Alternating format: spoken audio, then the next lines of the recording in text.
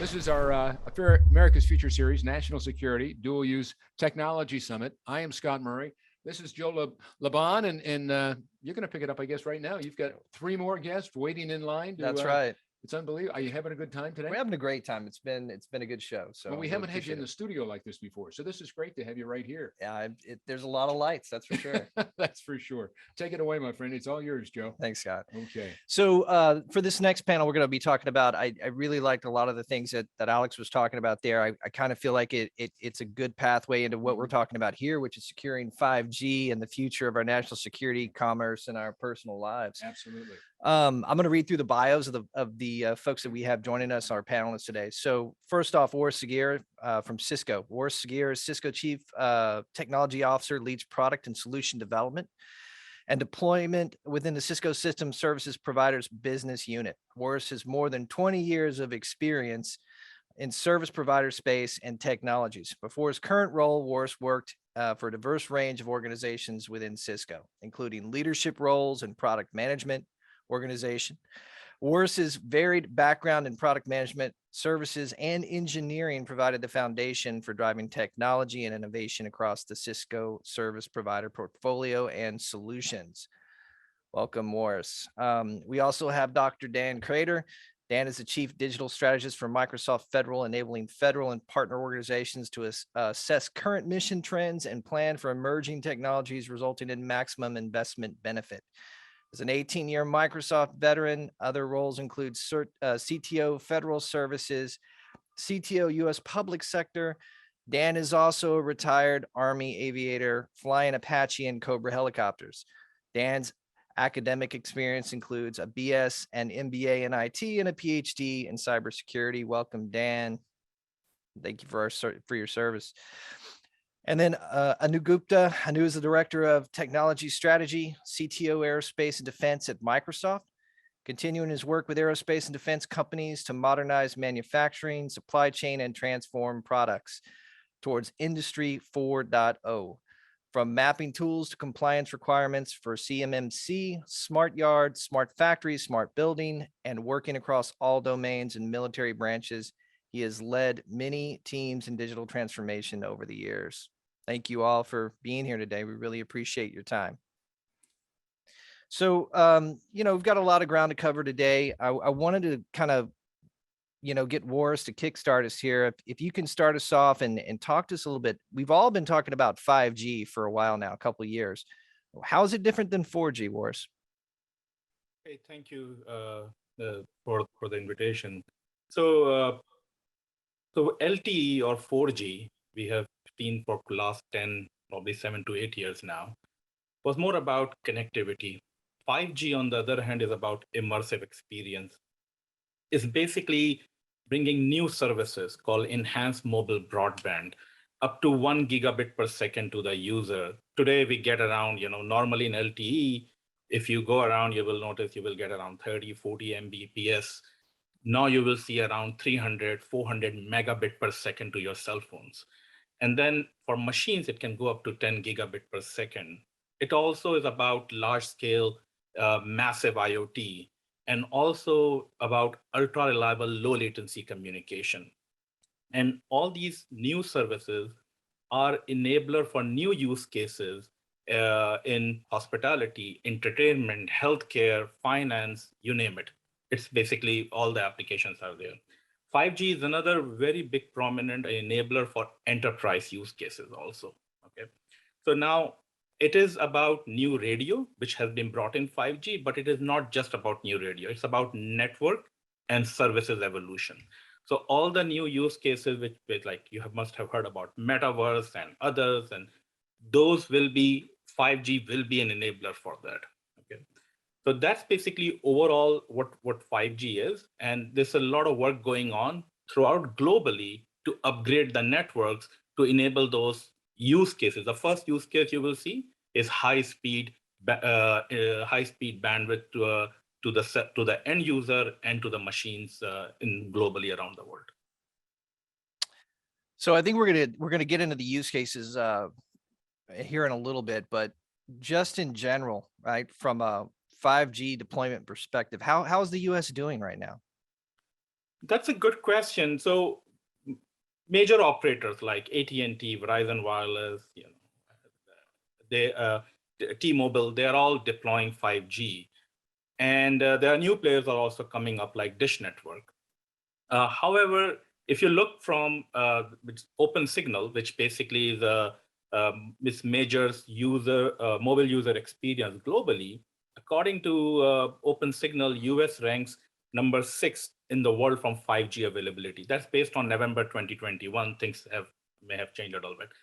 South Korea and others are leading. They are actually in the 5G availability at number 1.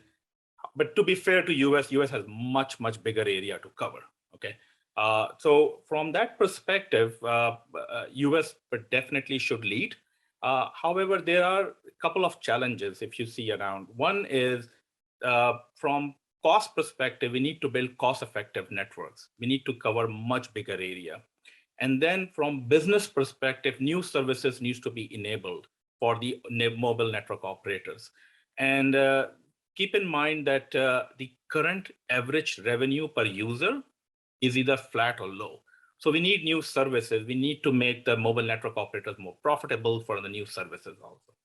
There is also a thing called private 5G or used to be private LTE. Is basically enterprise having their dedicated 5G network. That's also deployments are picking up. For example, you will see the car industry, the car manufacturing. Those are some of the use cases you will see there. So how do we go and make? How do we go and US make to be in the forefront? There are a few things which are happening. Right, one is we have to redefine the economics. How do we do this? We build a future-proof network. Don't just build for 5G. It has to be built for 6G and beyond also. So for example, to cater the requirements of this high bandwidth, you need to put basically high-speed routers. You need to put automation. For example, I'll give an example from Cisco, what we have been doing. We have been building devices from 300 gigabit per second to all the way to 260 terabit per second devices. And they have to be cost effective, and then automation, and then security. All that needs to come together to basically make the deployment more cost effective so that US can lead the way. Thank you, Waris. So, building out the 5G infrastructure is certainly a big piece of this equation. But Dan, there's a lot of talk about the edge as well. Could you share with us your thoughts on 5G and the edge? Yeah, sure. Thanks. Thanks, Joe. And hey, really appreciate you guys there at Sagheer doing all your part there to help with the security and the technology that you guys have as well. The 5G is certainly a dual use and probably multi-use technology that's, working in defense, government, and, private sector as well. The scenarios that it enables, Waris talked about some of it, but really, as we start to grow to get to 5G, how are we going to address the data that's been talked about in the rest of the conference and the processing, and then even after 5G is available here? One of the ways is with edge computing, and edge computing is really that the devices that are available at the edge, away from the cloud, to do the processing that are required for analytics, for AI, machine learning, and such. A lot of it too has to do with IoT, with the explosion of IoT and the networking devices. Sometimes the round trip to the cloud, it takes a while to do that. These edge devices can solve that, or at least address the majority of that problem as well. Some of the benefits that are included with edge computing and are really the enhanced speed. So 5G is really going to enhance the speed for these different scenarios, but a lot of times you need that increased speed that reduces the round trip at the edge. So the processing can be done on site or at least locally there to address some of the analytics or the database functions that you're really working with. Additionally, it gives you bandwidth relief. While 5G provides a greater bandwidth, sometimes if you are going to work the processing at the edge, then you don't necessarily have to transmit back and forth that additional data set, and you can complete the you can complete the algorithms there and then, send that to the cloud. Another thing is the improved data management. You can address your data sets by completing the data sets, combine your data sets, and then move those back and forth to the cloud, providing those algorithms to your end customers much quicker. People talk about security. It is a higher surface level for security issues there, potentially. Although if you segment that out, especially using zero trust, you can reduce that and reduce the surface area there, providing a more secure area. Plus, it's also improved reliability. Suppose you lose your connection, whatever the connection that is, then you potentially have the reliability of the edge device providing that at your local site there. These edge devices are different sizes. They can come in different sizes there, anywhere from a man pack available all the way up to container edge size there, that provide this compute power for you. And maybe just a quick example here. Let's say there is an Army unit that's preparing for a logistical training exercise, and they're going to move a large amount of equipment someplace. At one point, I thought this would be a hypothetical situation, but you look to Eastern Europe today, and it's probably not so hypothetical anymore. But what you can do is you have the home base planning systems going, and they could potentially use the cloud. Maybe that's close enough to provide the type of reliability and speed that they need. But downrange there, you have those commanders that may not have that type of network speed that you need. Maybe the satellites or commercial satellites don't provide that yet, or 5G isn't in place yet. And so you can use that edge computing to provide that processing and then move that to the cloud and back and forth to consolidate the data for a better picture. Or potentially, if there's a loss of connectivity, a lot of commanders, are really concerned about that connectivity going to the cloud.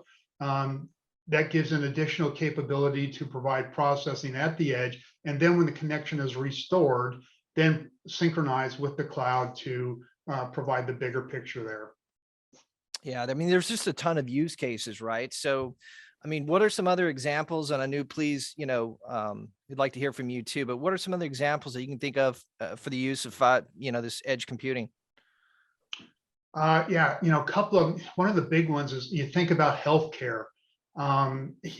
Even everybody's probably seen a picture on the news or multiple pictures on the news of the local hospital, and COVID really brought this out for sure, of people that are, lined up, and, you have all these machines around these people, keeping them alive. IoT devices, difficult in healthcare type of situation to consolidate the information, process the information, and move back and forth to provide those healthcare workers less strain to where they can provide better patient care. And if we could use the edge devices to provide the data that they need to provide that better healthcare. I mean, healthcare with all the IoT devices is a significant Certainly use case scenario for sure. Yeah. So yeah, Anu, I mean, what are you excited about, and what kind of use cases are you focused on? So I'm really thinking about modeling and simulation and the material world, but I want to draw on a story. I was listening to Dan and where he speak. It was approximately, I'll say 4 years ago now. I was at the Pittsburgh Technology Council meeting, a Pittsburgh Technology Council meeting. SOCOM had come to talk to us. And David Spurk was relating a story to us. And this is, mind you, 2018. And he was relating a story that had happened 3 years prior to that. And he was articulating to us that the enemy, the people on the ground in Africa, were using 5G burner phones to communicate, while our operators were left at a huge disadvantage. I mean, this is the state of, this is the burning platform, right? We're talking about AI, we're talking about digital twins, we're talking about 5G. We are behind. The rest of the world is way ahead of us. And yes, we have to be in a secure environment, absolutely. But when our operators are having to find ways to communicate at faster speeds, at different op tempos, within different constraints than the adversary, that imposes additional risk and scenarios, right? So how are you going to get around that? You have to be, so this is why, to me, the future of what I think about with respect to 5G is really mission space, right? So we enable use case scenarios to happen, and then we have to think about how do we model those use case scenarios. So as the fight evolves, right, as adversaries evolve, as their thinking evolves, as their communication speeds evolve, we have to be able to simulate those scenarios at speed and at scale. Today, we're doing that with tabletop exercises. Today, we're doing that with very 2D sort of mechanisms that don't allow us to look at all scenarios or as wide of a band of scenarios. And if you can sort of imagine your financial Monte Carlo scenarios you may run for budgeting programs at an 8 or a 9, right? Those kinds of scenarios, and then extend that into 10,000 entities in a modeling and sim scenario. What does that look like? You have to go to hyperscale, and you have to do it very fast. And you have to be able to come up with an idea of that sort of parameter space of where the enemy is going to engage. That's where we're seeing, or at least I'm seeing, a lot of engagement within the primes and DoD. We're thinking about what does modeling and simulation mean to the fight tonight, per se, right? Like, hey, if I have 5G scenarios out at the edge, how am I going to go tackle that? So that's one aspect of what we call serious gaming, and it's not like, you know, Call of Duty. The Call of Duty has its place. There is an aspect of soldier training, soldier virtual training, which is sort of first-person shooter and mixed reality. You may have heard of IVAS as one of the programs that Microsoft has won, and that is a valid scenario. But what serious gaming allows us to do is to do these scenario-based training exercises that get to the bottom of what we need to do. And what will feed those scenario-based exercises are IoT, right? The data that Dan was talking about, ingesting all that telemetry coming off the edge. Everything has telemetry, right? That's my phone. You can't see it because it's blurred out. But that, you know, and I was just talking to my daughter about that. There's IoT everywhere. She wants to put a Bluetooth sensor in a watch so that she can. She was inspired by Project Emma. I don't know if you had heard that. If you do take a look, find that on YouTube. But there's an opportunity to infuse AI and IoT in every device, and that's the future that we're talking about with respect to modeling and simulation and 5G integration. And that is really what Industry 4.0 is. So there's a little bit of a sort of a narrative that I led you down on, but that's kind of what we're thinking about. Well, so let's stay on that track a little bit, because there was an earlier conversation, I think, that Dan and I were having about serious gaming. So Dan, do you want to kind of build on that a little bit and tell us a little bit more about serious gaming and we'll take that path for a little bit?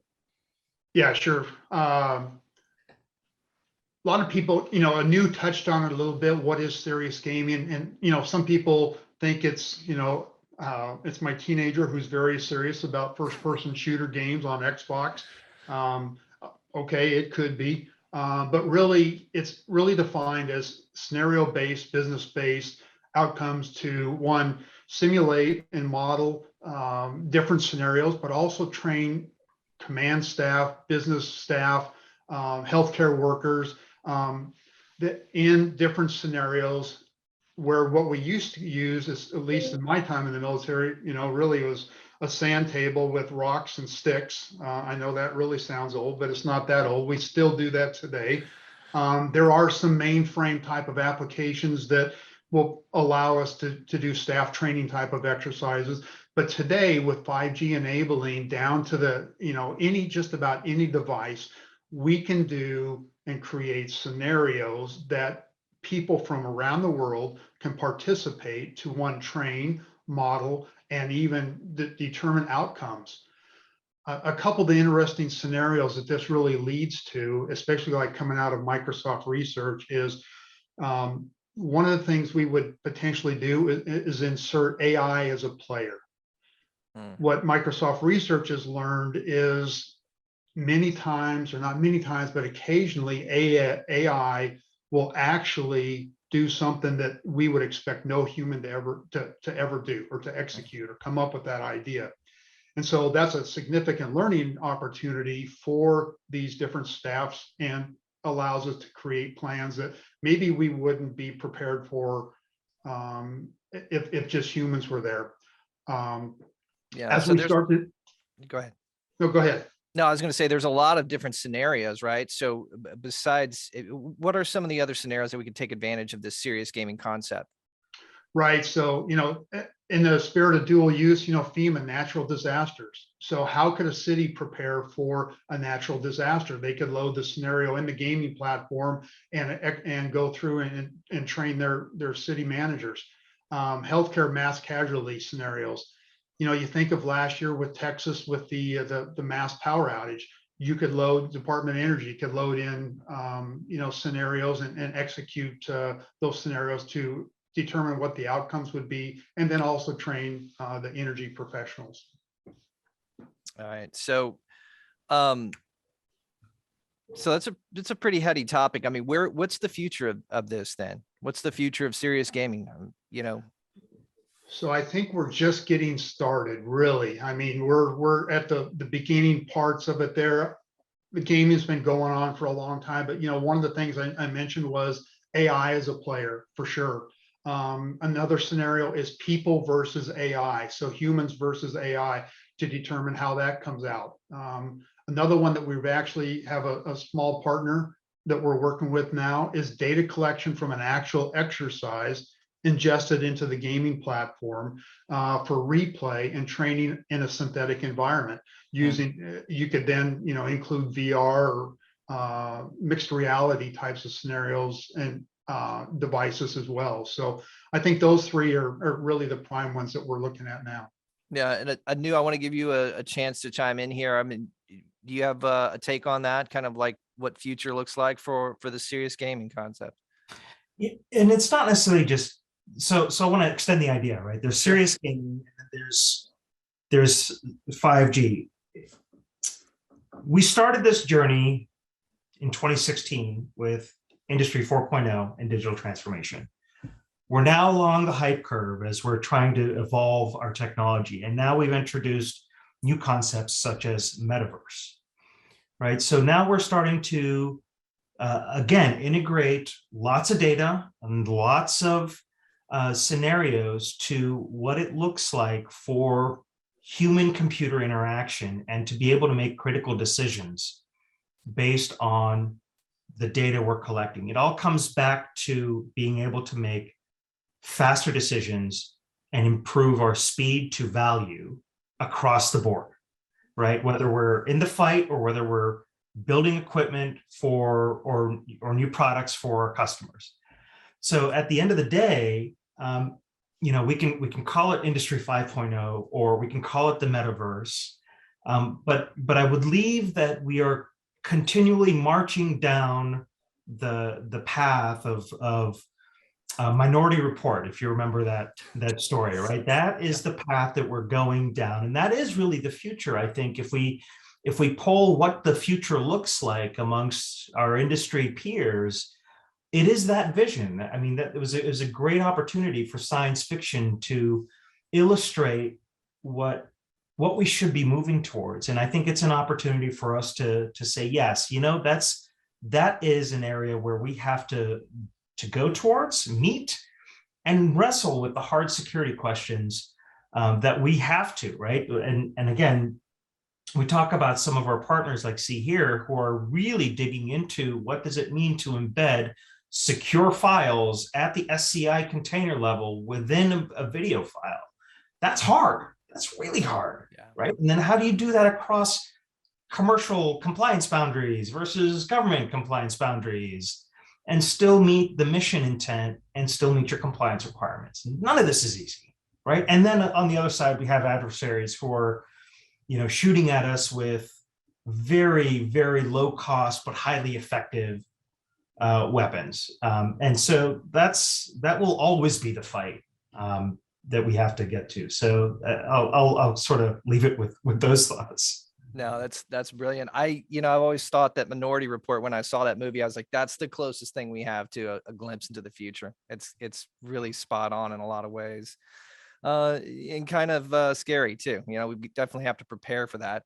So, I mean, the possibilities are endless here. We could go on use cases. We could talk 5 hours on use cases, right? We could come up with a lot of things, but it kind of brings us, I want to bring it back around to developing the infrastructure, the proper infrastructure to support all of this, future innovation. So, Waris, you were saying, you kind of gave us a status of where we are right now in the world. So how can the US be a leader in 5G?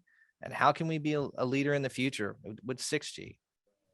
Very good question, Joe. So one of the things the 5G brought a promise is basically high-speed connectivity, high user mobility, right? Because the wired connection doesn't work everywhere, so you need a high-speed wireless technology there. And it's still in works, and unfortunately, due to COVID, the deployment has been there has been some obstacles there, but it still is going on. So 5G is enabling, high-speed connectivity, low latency communication, from infrastructure perspective. Operators are redesigning their networks. They need to do, for some use cases, they have to redesign the network.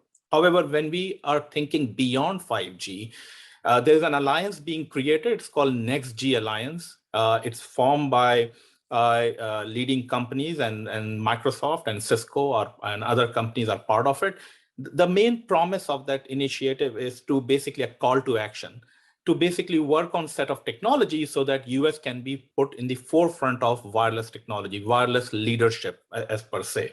So it's basically, what the idea is to work with the government and private sector and to come up with a plan so that, for in the next decade, US should be the leader in wireless technologies. Some of the recommendations they have made in that white paper, which I think they have made some good recommendations. For example, additional research and development funding. So we can pick a set of technologies and, breakthrough technologies. Basically, research and development tax credits for massive investment on some of these new technologies out there. And also to give financial incentives for widespread commercial adoption of US-produced hardware and software technologies, so that will basically enable the adoption of it. So apart from these recommendations, there are a couple of other things which I think needs to be, for example, radio access network. RAN today is being controlled by a bunch of players. It's a completely locked system. Huawei is part of it, right? And Ericsson and the Nokia of the world. They control the ecosystem today. There's an alliance called Open RAN Alliance, ORAN, which we call it. So there's a huge opportunity to adapt that ORAN and also break this monopoly and open for innovation. When the more open, you get the best of breed from radio technologies perspective. So I would strongly recommend for US to invest, support, and adopt ORAN and be the leader in this market. This will bring a big innovation from radio access, and also it will make the network cost effective also. So there's a big part from the business perspective. Lastly, two more topics, I would say, two more bullet points. One is FCC today defines broadband as 25 megabit per second and 3 megabit per second upload, 25 megabit per second download. I think this number, we need to raise the bar. We need to make it to at least 100 megabit per second, because if we go to do and make upload as at least 50 megabit per second with the applications which Anu and Dan talked about in the future from the perspective, we need a lot more bandwidth. So if we keep the bar at 25, I don't think so that will cut it. We need to raise the bar, and that will help overall US from broadband perspective. And the last thing I would say, there is another challenge. There's a lot of misinformation about 5G. And at least to the consumer side of the things. And many people have weird ideas about the technology. So we need to educate. We need to basically debunk all those, myths out there. And basically, there is no scientific study which has shown negative impact of 5G. So it Right. creates a challenge for people to embrace the technology. So we need to debunk that. We need to make sure that, educate people that we need to adopt technology. We cannot resist the technology. Yeah, those are all good points. I know you're shaking your head a lot during that. Do you want to comment on any of that? Raising the high, raising the bar a little bit on the connectivity speeds. I mean, we talk when we talk about speeds and feeds, we're talking. I mean, 100 megabits per second is table stakes, right? Like we're talking 500 megabits per second, gigabit per second, right? Those are the kinds of speeds we really need. Yeah. Because we're going to be pushing a ton of data from the edge. So I was reading a report very recently, and this is your comments just reminded me of this, right? The US has been dithering about our technology adoption, right? And we can call about who is dithering, and I'm not going to get into that debate. The fact of the matter is we are behind, and we have to accelerate. So are we ready? I think we're ready. I think the use cases are ready. I think our partners are ready. I think the government is ready. I think everybody is ready. We've got to put the funding and the strategy together to go after this as a collective whole. Yeah. Dan, Yeah, I'll Joe, give if you I could comment go here. ahead, please. Yeah, so Waris really perked up one of my passion areas here, and it's rural broadband here in the US, and what this can help solve. He talked about the definition of broadband, and he's absolutely right. Too small, and we think 100 megabits great. But this really doesn't talk about a scenario. I was partnered with one of the representatives here in rural Virginia, and trying to bring broadband period to rural Virginia. And the story I heard was about a mother who would take her daughter every day or every night up to the top of the hill, drive 20 minutes up to the top of the hill so that they could use their hotspot so that the daughter could do her homework. A 5G infrastructure or included with other infrastructures would really help solve that. They don't care about 100 megabits in rural areas across the US, and for that matter, across the world. They really care about broadband, period. It doesn't matter what it is, as long as they could get some connectivity. So government funding to kind of help develop this, along with partners with large corporations, the 5G infrastructure and stuff, it solves not only the quality of life, but also benefits the government as well. And I appreciate that. I mean, one of the questions I had that I wanted to pose is it really just kind of addressed a lot of it, and Waris, I'll go back to you on this. Talk about how 5G can help reduce the digital divide, in the US. And Dan touched upon something which is, and some numbers which I was reading was alarming. 20% of rural America does not have high-speed internet. 10% of US, 30 million in US do not have high-speed internet access. 40% of all people on Native American reservation do not have basic wireless services. And that's pretty alarming for a developed country. So some of the things which I can see, it's not just 5G, it's Wi-Fi evolution happening, like 5 or Wi-Fi 6 or Wi-Fi 6E, they're all complementary, and wired all needs to come together. If we need, because without high-speed internet access, which provides health, education, economic development, certainly 5G would help, because you will have high-speed broadband access, and especially the challenges where you face of infrastructure, geographical region, it just makes it easier because you don't need to worry about to basically trench the fibers and all those things you need to do. That is because to give you an idea, to lay a fiber, it's a huge undertaking. It's a lot expensive, and it's bigger areas gets extremely complicated. So wireless technology certainly can help. And this is where I think 5G, Wi-Fi, wired, all needs to come together to help with the digital divide. And we need it now. So I will not call it like a future thing. We need to do it now. Yeah. So I think we've got some time left here. We've got probably about 5 or 6 more minutes, and I knew I wanted to get into a little bit more about mixed reality, but I don't want to box you in. I want to kind of get some potential, what else would you like to talk about in regards to 5G edge and use cases, anything at all? Yeah, so when we think about dual use technologies with respect to mixed reality specifically, and what we can enable, and I'll go back to the material world, because I think for me, I specifically come from an engineering and manufacturing background. And I think a lot of our partners think about the world in that material perspective.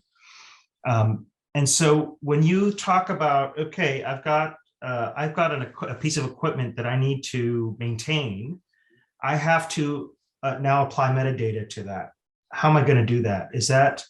Am I going to create an NFT with blockchain sort of provenance to that digital asset that's tagged to that physical asset? Yes, actually, there are use cases that are saying, hey, I need to have a data history book assigned to that piece of equipment. And so when you extend those ideas to, say, a landing gear on an F-18, for example, and looking at all the material history associated with that F-18 piece of landing gear and all the repair work that's been done on it and all the people that have had to work on it, there's a lot of data.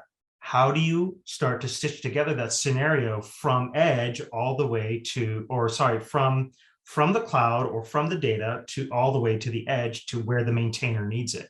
So the view of mixed reality in my world is really a material world where you can have those assets available to the maintainer at their fingertips, because that will reduce the cycle time that from weeks to months to repair a piece of equipment to hours to days. And that's a significant evolution in our nation's readiness. So to me, I view mixed reality and 5G as a fusion of technologies that enable readiness at the material command. That's great insight. Dan, do you anything that you'd like to kind of leave us with? Yeah, I really just want to make a comment. General Alexander kind of really touched on here when he was asked about, where does he see cybersecurity in the future going? And one of the things he talked about or just mentioned was, the metaverse. I know the Microsoft CEO Satya Nadella has talked about that, where that's going, and Facebook. There's some others out there that really talking about the metaverse. One of the things I'd suggest is, that today, some of that, and we're just again in the initial stages, is some amazing technology. Grab your kid's VR headset and try out the metaverse. Last year, I did a presentation at the FBI CGIS conference, and they did their whole conference in a metaverse. It was a 2D environment for me because I was just on my computer, but you could have put on a pair of VR headsets, and then it's all 3D. You can walk around to different locations, visit exhibit booths, talk to people. It's a great experience. Microsoft has one, AltSpace VR. You could host this entire conference here on AltSpace VR and have a much more immersive interaction.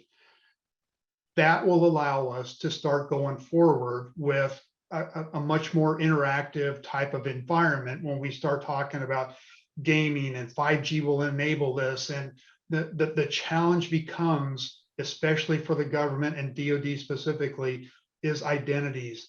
We've got to get a single identity type of solution together, or else there's going to be so many identities in the metaverse that it's not going to work very well.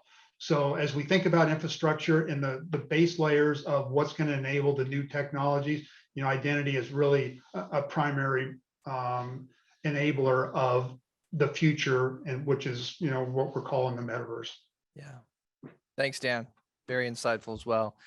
So, Waris, you kicked us off today. Did you want to take it home? Do you have anything to leave us with?